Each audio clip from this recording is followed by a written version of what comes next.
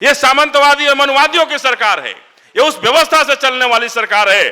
तो जब तक प्रतिकार नहीं सीखेंगे तब तक हमारी उत्थान नहीं हो पाएगी। ये निकम्मी सरकार जो बिहार में है, कह दे कि किसी दलित की बेटी के, किसी वंचित की बेटी के, किसी बहुजन की बेटी की अगर हत्या हुई, बलात्कार हुआ, उसे हमने न्याय दिला दिया, ऐसा मैंने नहीं देखा। बाबा साहब के संविधान से जहां लगातार छेड़छाड़ हो रही है, अगर उस छेड़छाड़ को नहीं रोका गया तो बहुजन नया आयाम लिखेगी। लेकिन मैं ठोक बजा करके आया हूं और ये कहने आया हूं कि अगर आकाश नीला है तो बिहार भी नीला होगा, ये मैं आपको आश्वस्त करा देना चाहता हूं। सामंतवाद को बढ़ावा देने के लिए किसी कमीशन को बंद कर सकती है, उसी सरकार का नाम जानते हैं क्या है?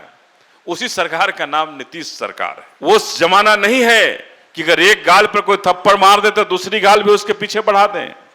अब वो जमाना नहीं रहा। ये सरकार बहुजन विरोधी है, ये बहुजन हिताय वाली सरकार नहीं है। जो भाग गया सो भाग गया, उनकी पुनर्वापसी नहीं होगी। लेकिन कोई नहीं भागेगा, ये आश्वस्त हो जाइए कि अब कोई बिहार से भागेगा नहीं। कि हमारे बिहार में अगर लोगों को रोजगार नहीं मिले, अगर हमें छात्रवृत्ति नहीं मिले तो कोई बात नहीं, लेकिन हमें न्याय नहीं मिले फिर भी कोई बात नहीं।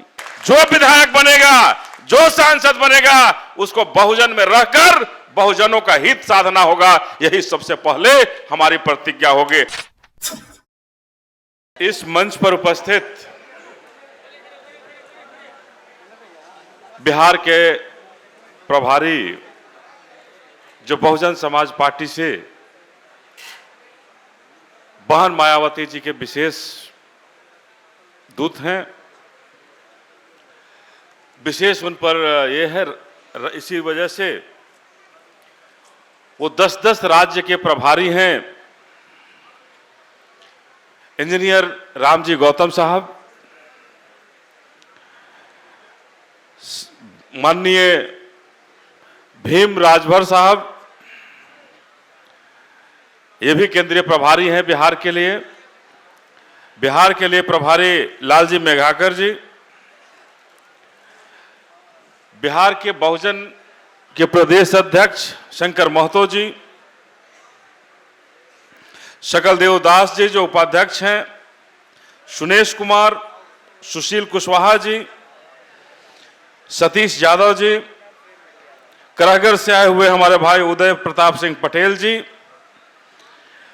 विकास पटेल जी, ओम प्रकाश पांडे जी, विश्वंभर प्रसाद यादव जी, मानकी देवी जी, कुणाल किशोर विवेक जी, बलिराम प्रसाद जी, अभिमन्यु प्रसाद कुशवाहा जी, रामलखन महतो, रामकिशोर पांडे जी, अरुण कुमार जी, बालेश्वर भारती जी, नुकुल बाबू, सुभाष जी जो बक्सर के प्रभारी रहे हैं, जो हम लोगों के इस मिलन समारोह के भी काफी नजदीक उनकी भूमिका रही है, और जनतांत्रिक विकास पार्टी के प्रदेश के अध्यक्ष जो थे हमारे भाई संजय मंडल जी,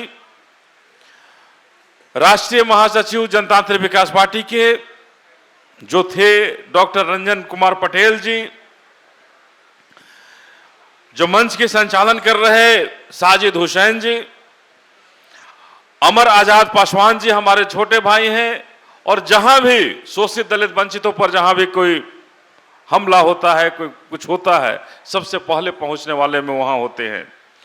प्रेम प्रकाश पटेल जी हैं जो जनतांत्रिक विकास पार्टी के महासचिव हैं, विद्या जाधव जी हैं, राजकमल पटेल जी हैं, वीर बहादुर सिंह और समर राम जी हैं, भैया राम भारती जी हैं, और हमारे साथी अधिवक्ता विनोद कुमार पटेल जो युवा जनतांत्रिक विकास पार्टी के प्रदेश के अध्यक्ष हैं, चुन्नू जी हैं,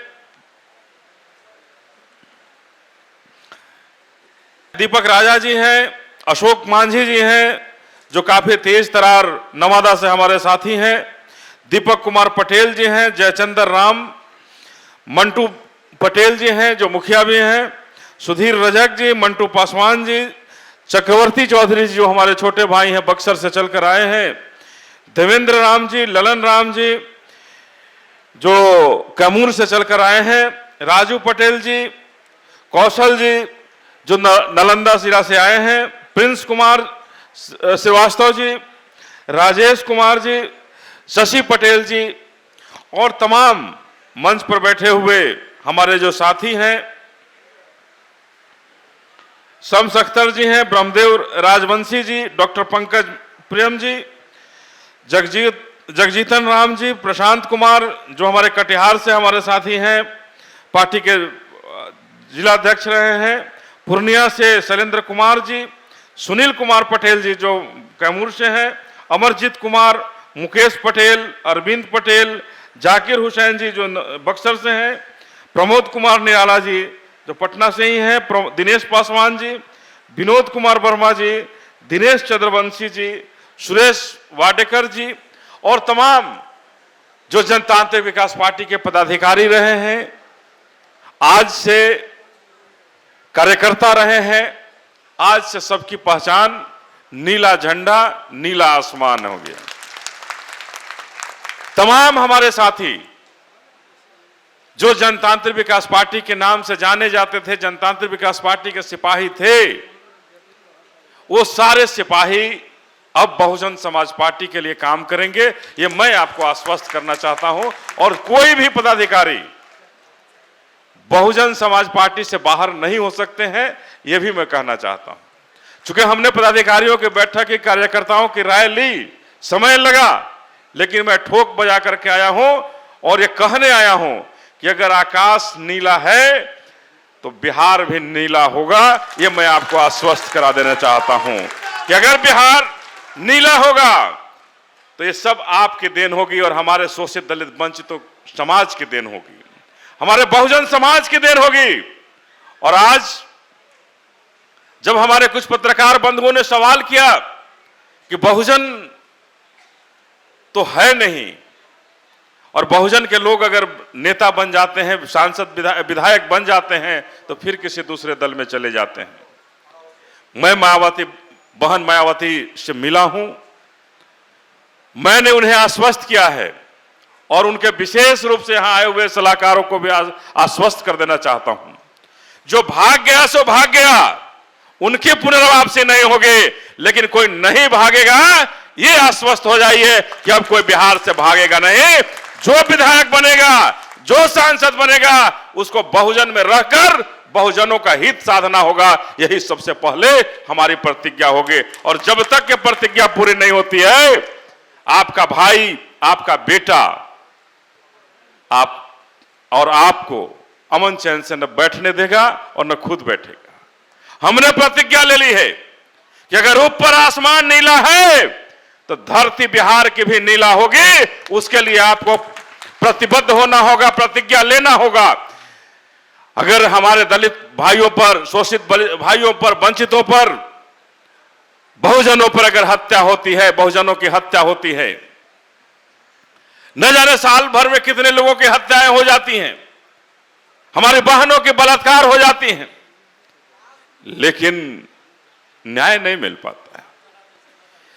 ये निकम्मी सरकार जो बिहार में है, कह दे कि किसी दलित की बेटी के, किसी वंचित की बेटी के, किसी बहुजन की बेटी की अगर हत्या हुई, बलात्कार हुआ, उसे हमने न्याय दिला दिया, ऐसा मैंने नहीं देखा।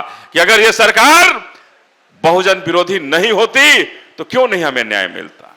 इसलिए मैं कहता हूं कि यह सरकार बहुजन विरोधी है, यह बहुजन हिताय वाली सरकार नहीं है। इसलिए हमने ठान लिया है, आपको भी ठानना होगा, मेरे साथियों, मेरी बहनों, मेरी माताओं, मेरी भाइयों, मेरे अभिभावकों, आपको भी ठानना होगा कि देश में पहली बार अगर कोई बदलाव करना है तो सबने मुख्यमंत्री बनकर देखा है।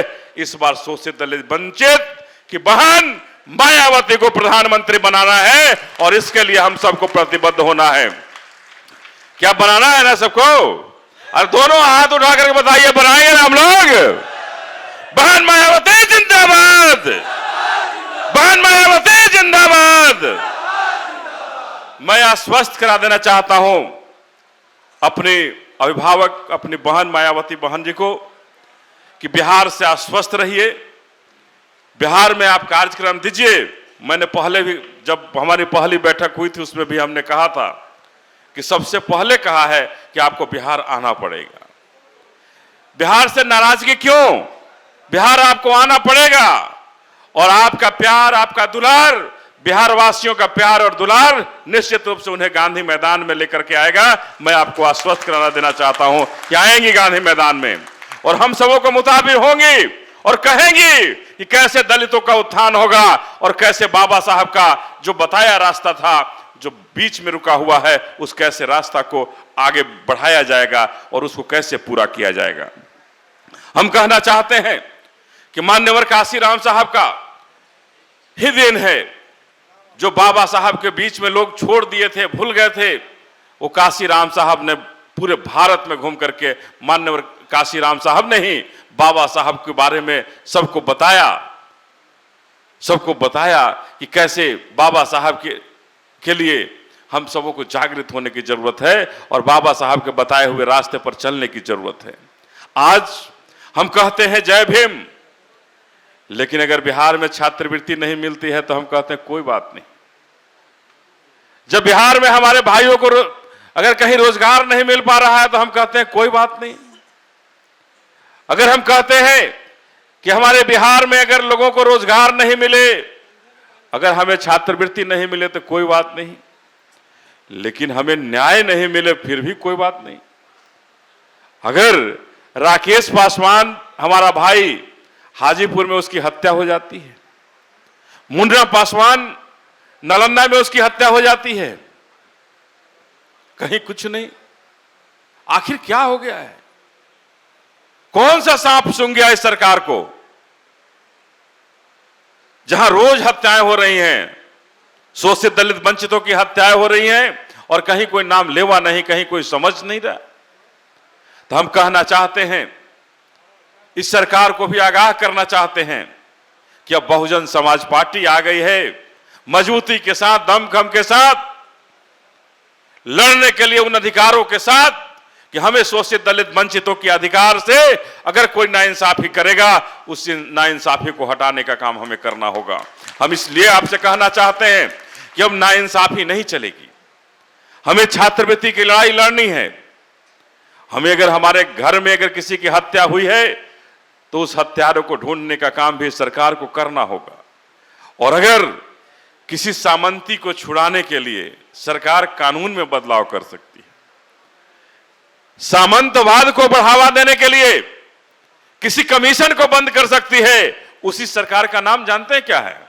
उसी सरकार का नाम नीतीश सरकार है। यह उसी सरकार का नाम है नीतीश सरकार, जो मनुवादी और सामंतवादी ताकतों के साथ बनी हुई यह सरकार है। यह गुंडों और मवालियों की सरकार बनी हुई यह सरकार है। इन सरकार को आपको प्रतिबद्ध होना होगा, मजबूती से लड़ाई लड़नी होगी और तभी हम उखाड़ फेंक पाएंगे कि हम इन सरकारों को उखाड़ फेंके और बहुजनों का हित, बहुजनों की सरकार का स्थापित हम बिहार में करें। बस आप सभी यहां आए, इस गर्मी में अपनी विश्वास, अपनी आस्था जनतांत्रिक विकास पार्टी में रखे थे और उसी आस्था के साथ बहुजन समाज पार्टी में उसी मजबूती के साथ हम लोग रहेंगे। और मैं आपको बताना चाहता हूं कि जनतांत्रिक विकास पार्टी बनाते समय और अभी तक, बनाने के बाद से अभी तक हम लोगों ने बहुत मेहनत किया, दर्द हुआ कि इस पार्टी को कैसे हम लोग विलय कर देंगे। विलय का निर्णय आसान नहीं था।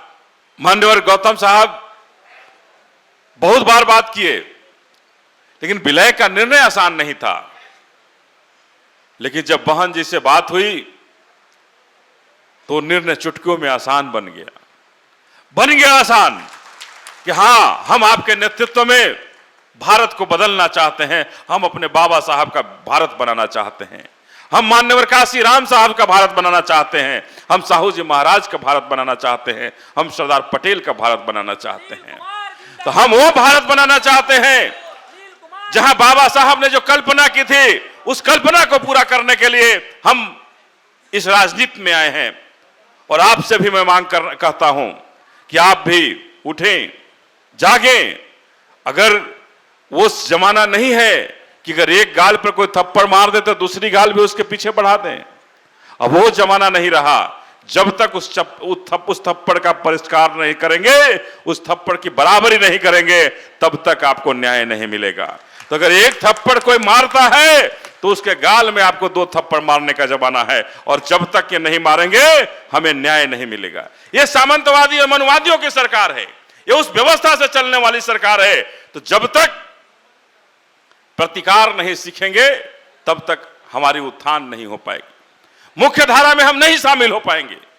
आज भी हम उस 3 डिसमिल जमीन के लिए तड़पते रह जाते हैं जिसकी कल्पना इस सरकार ने कराई थी हमें। हम आज भी छात्रवृत्ति के लिए तड़प रहे हैं। हम आज भी झोपड़ियों में जब हमें निकाला जाता है कि अब इनसे बाहर निकलिए, इन झोपड़ियों को तोड़ना है, तो मैं उसके लिए तड़पते रह जाता हूं। हमें हमारे लोगों को कब सुरक्षित मुकाम मिलेगा? लड़ाई हमारी इसकी है। वो 3 डिसमिल जमीन आप रख के रहो नीतीश कुमार जी, लेकिन हमें पक्का मकान कब मिलेगा? हम इसकी लड़ाई लड़ना चाहते हैं और हम वो व्यवस्था करना चाहते हैं। हम वो व्यवस्था करना चाहते हैं कि आज आरक्षण एक दिखावा हो गया है। अब हमें आरक्षण नहीं मिलता है। ये सवर्ण, जब से ईडब्ल्यूएस का नाम आया है तब से हमारे आरक्षण पर लगभग रोक लगा हुआ है। तो मैं उस आरक्षण, जो बाबा साहब ने हमें जो आरक्षण दिया था, उस आरक्षण के साथ मैं आगे बढ़ना चाहता हूं। जहां हमारे बेटे और बेटियों को रोजगार की गारंटी हो, मैं वैसा बिहार बनाना चाहता हूं। मैं चाहता हूं कि हमें 3 डिसमिल जमीन मिले ना मिले, लेकिन हमें पक्का मकान मिले।